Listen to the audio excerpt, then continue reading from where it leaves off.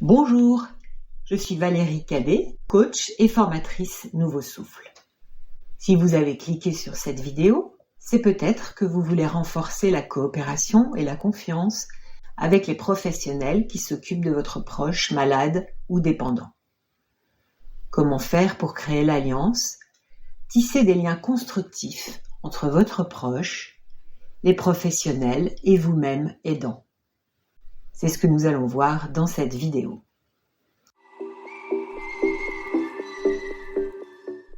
Voyons tout d'abord qui sont les aidants professionnels.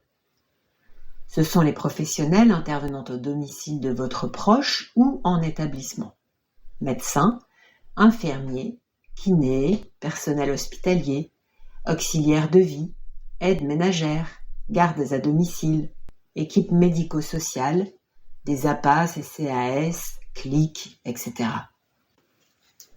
Il est probable qu'avec nombre d'entre eux, vous ayez construit des liens de confiance. Votre proche et vous-même êtes satisfaits de la relation qui s'est établie. Vos besoins sont parfaitement remplis. Vous pouvez échanger librement avec ces professionnels pour souligner ce qui se passe bien et trouver ensemble des solutions en cas de difficulté.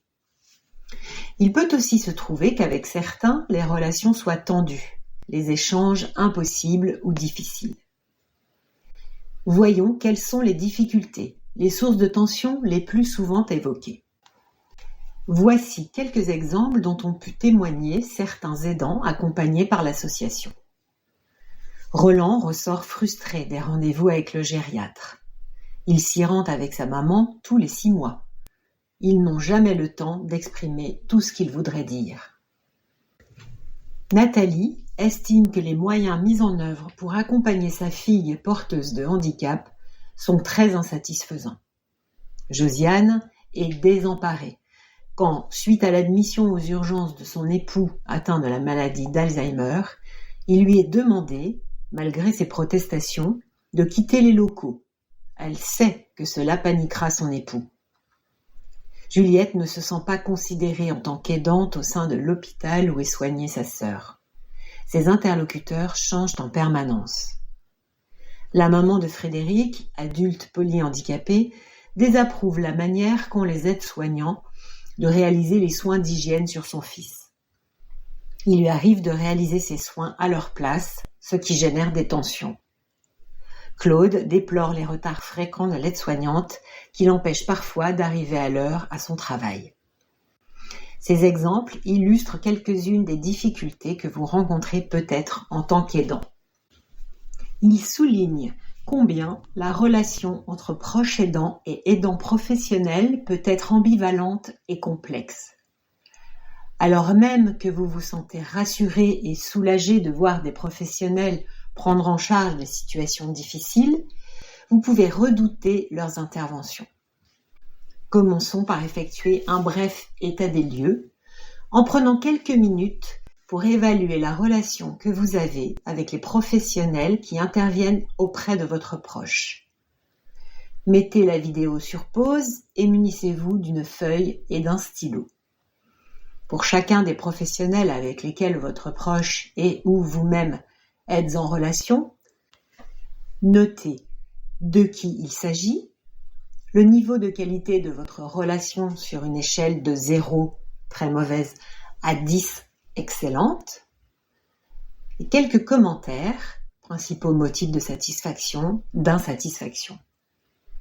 Nous allons maintenant voir comment faire pour favoriser une relation avec les professionnels qui soit basée sur la confiance, la réciprocité et la complémentarité. Aide est un mot que vous connaissez bien. A-I-D-E. 4 lettres qui vont nous servir de sigle pour explorer 4 pistes d'action. A pour affirmer. I pour identifier. D pour dire oui. E pour exprimer. Pour chacune de ces 4 pistes, voici quelques conseils qui ont été efficaces auprès d'aidants accompagnés par l'association Nouveau Souffle. N'hésitez pas à mettre cette vidéo sur pause pour les suivre à votre rythme. A pour affirmer. Affirmer votre rôle de proche aidant. Vous faire connaître et reconnaître des professionnels et préciser, si c'est le cas, que vous êtes l'aidant principal. Dans une enquête nationale de la Haute Autorité de Santé datant de 2014, 22% des personnes effectuant des services à domicile déclaraient ne pas savoir si la personne accompagnée avait reçu des visites, eu des contacts avec la famille, les amis ou des bénévoles au cours des 3 derniers mois. I pour identifier, avec 3 types d'actions. Identifier et actualiser régulièrement vos besoins en tant que proche aidant. Un travail au niveau européen a été mené en 2012 pour élaborer une démarche d'auto-évaluation des besoins des proches aidants. Des outils existent également pour aider les professionnels, notamment ceux des équipes médico-sociales en charge de l'APA, à évaluer vos besoins afin de vous offrir des services qui les prennent en compte et qui favorisent votre qualité de vie. Votre situation est unique. Il est important, si vous n'êtes pas interrogé sur vos besoins par les professionnels, de pouvoir les identifier et les exprimer. Faites ce travail d'identification dans tous les domaines suivants. Le travail de soins, les relations avec les différents intervenants, les relations avec votre proche, avec votre famille, votre santé, le logement, les coûts financiers de l'aide, la planification des soins. Identifiez clairement avec les professionnels les rôles de chacun. Trouvez ensemble un accord. Cela peut se faire lors de la première visite à domicile ou lors de la phase d'admission. Identifiez les modalités d'échange et d'information avec les professionnels et les adapter en fonction des évolutions de l'accompagnement. Il est primordial que la parole circule. Organisez régulièrement des discussions pour savoir comment évolue la situation de votre proche, pour vous exprimer. Proposez aussi souvent que possible à la personne accompagnée d'être présente ou partiellement présente lors de ces échanges. Identifiez vos besoins en termes d'information. Être alerté dès que nécessaire, mais pas dérangé pour des broutilles. Prévenir et être prévenu en cas d'empêchement, etc. D comme dire oui à l'aide d'un professionnel. Dire oui, c'est veiller à laisser votre proche construire ses propres relations avec elle ou lui. Dire oui, c'est accepter qu'une tâche que vous preniez en charge précédemment soit effectuée par quelqu'un d'autre et peut-être différemment. Vous pouvez ressentir de la culpabilité à ne plus prendre en charge cette tâche et craindre de perdre de l'intimité avec votre proche. Sur ces sujets, je vous suggère de regarder 2 autres de nos vidéos en ligne. Apprivoiser mon sentiment de culpabilité et apprendre à mieux déléguer. Dire oui, c'est enfin accepter vos propres limites, ainsi que celles des aidants professionnels. Nous en avons toutes et tous.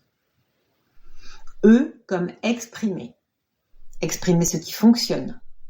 La dimension positive de l'aide est souvent omise et très peu abordée, l'accent étant mis sur les difficultés que vous rencontrez. Il importe également d'exprimer ce qui fonctionne dans la relation professionnelle, ce qui vous apporte satisfaction, sentiment de proximité avec votre proche et que vous souhaitez continuer à prendre en charge. Exprimez votre mécontentement ou votre désaccord tout en restant calme et courtois. Pour cela, appuyez-vous sur les principes de la communication non violente. Selon son auteur, Marshall Rosenberg, de la violence peut se développer dans nos relations si nous n'exprimons pas suffisamment nos émotions et nos besoins. À partir de ce principe, Marshall Rosenberg propose une manière de communiquer en 4 étapes. Observation, sentiment, besoin et demande. La première consiste à partir toujours d'un élément objectif, précis et factuel. Par exemple, quand vous avez utilisé ce mot-là dans notre conversation, quand vous avez annulé pour la 2e fois notre rendez-vous, j'ai ressenti tel sentiment. la seconde étape. Par exemple, j'ai ressenti une grande colère, mêlée d'inquiétude, car mon besoin, la troisième étape, est de m'assurer que mon proche soit bien pris en charge sur tel point. Avec la quatrième étape, on termine par une demande à son interlocuteur, formulée sous forme d'une interrogation qui peut lui laisser le choix de refuser. Par exemple, est-ce que vous seriez d'accord la prochaine fois pour me prévenir dans telle situation ? Je vous propose maintenant de définir quelques actions à mener prochainement. Pour cela, reprenez la liste des professionnels établie tout à l'heure. Pour chacun de ceux avec lesquels la relation ne vous satisfait pas, ajoutez une ou deux actions que vous vous sentez de mettre en place afin de l'améliorer. Nous arrivons au terme de cette vidéo. Si elle vous a été utile, pensez à la partager. Et si vous souhaitez approfondir les conseils abordés et pouvoir échanger sur votre situation, je vous invite à vous inscrire à l'atelier en ligne correspondant au thème de cette vidéo. Il sera animé par moi-même ou un autre formateur coach Nouveau Souffle. Ces accompagnements sont pris en charge. Vous trouverez le lien d'inscription sous cette vidéo. À bientôt peut-être. Prenez soin de vous.